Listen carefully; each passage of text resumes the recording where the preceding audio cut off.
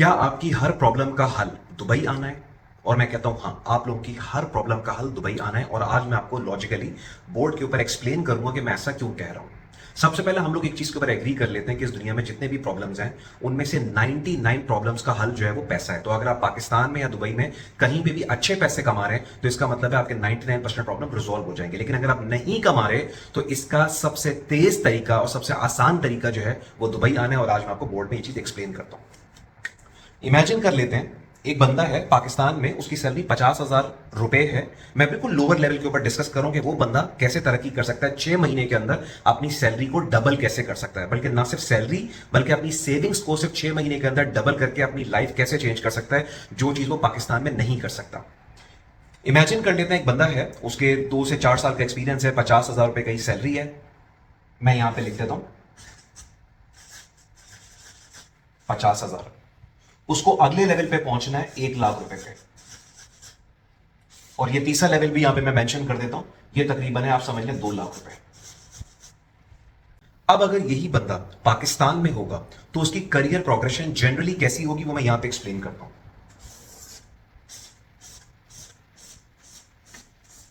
50,000 रुपए पे यहां पे अभी, फिर वो 70,000, फिर 90,000, फिर 1,20,000, 1,50,000, 2 लाख रुपए और 2.5 लाख रुपए।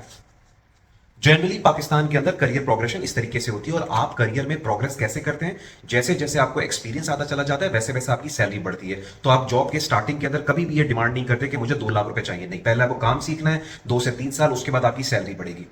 Salary progression, career progression depend करता है बहुत सारे फैक्टर्स के ऊपर, आपके आपकी एजुकेशन के ऊपर, आपके स्किल सेट के ऊपर, आपकी इंग्लिश कम्युनिकेशन के ऊपर, आपके ब्रॉडअप के ऊपर, बहुत सारी चीजों पर डिपेंड करता है। तो अब ये बंदा जो पाकिस्तान में 50,000 रुपए ले रहा है, ये तकरीबन 2 से 3 साल और काम करेगा तो 70,000 पे जाएगा, फिर 1 से 2 साल और काम करेगा तो 90,000 पे जाएगा, फिर जब 2-3 साल और काम करेगा तो 1,20,000 पे जाएगा। फिर जनरली क्या होता है कि कुछ अर्से के बाद आपकी एक जंप लगती है और आप अच्छी जगह पे आ जाते हैं। तो यहां से लेकर यहां तक का प्रोसेस जो है वो कम से कम 6 से 8 साल उसको लग जाएंगे। मैं नॉर्मल बंदे की बात बता रहा हूं, एक टॉप की यूनिवर्सिटी के बंदे की बात नहीं कर रहा हूं, उनकी जंप्स अच्छी लगती हैं। अब इस बंदे को 50,000 वाले को अगर 1,20,000 पे जाना है या यहां से अपनी सैलरी डबल करनी है, 90,000 1 लाख रुपए करनी है, तो बताएं उसके पास क्या ऑप्शन है।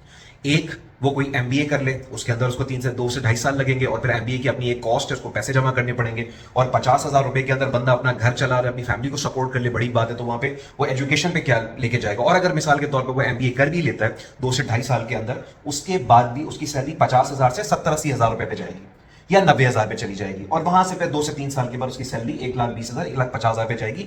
ये चीज मैं ज्यादा एक्सप्लेन इसलिए नहीं कर रहा हूं कि हमें पता है कि पाकिस्तान में करियर प्रोग्रेशन कैसी होती है और उसमें कितना टाइम लग जाता है।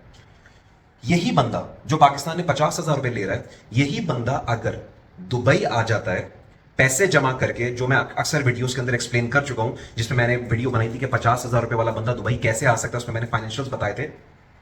यही बंदा अगर दुबई आता है और 3 से 6 महीने का टाइम एलोकेट करता है, तो यहां पे इस बंदे की जो मिनिमम सैलरी लगेगी वो लगेगी 3,000 दरम।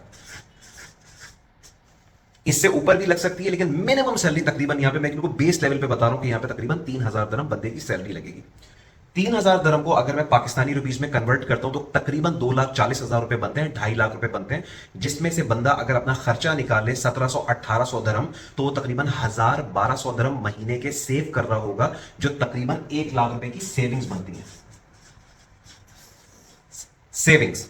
अब इमेजिन करें कि जब ये 50 वाला बंदा 70 पे या 90 पे या 1,20,000 पे जा रहा है कुछ अरसे के बाद, 1 साल, 1.5 साल, 2-2 साल के बाद, तो इन्फ्लेशन भी बढ़ रही है, उसकी अपनी फैमिली भी हो सकता है एक्सपेंड हो गई हो, उसकी शादी हो गई हो, वो सब चीजें होती हैं। तो यहां पे जो भी वो इंक्रीमेंट ले रहा है वो सारा का सारा एब्सॉर्ब हो रहा है।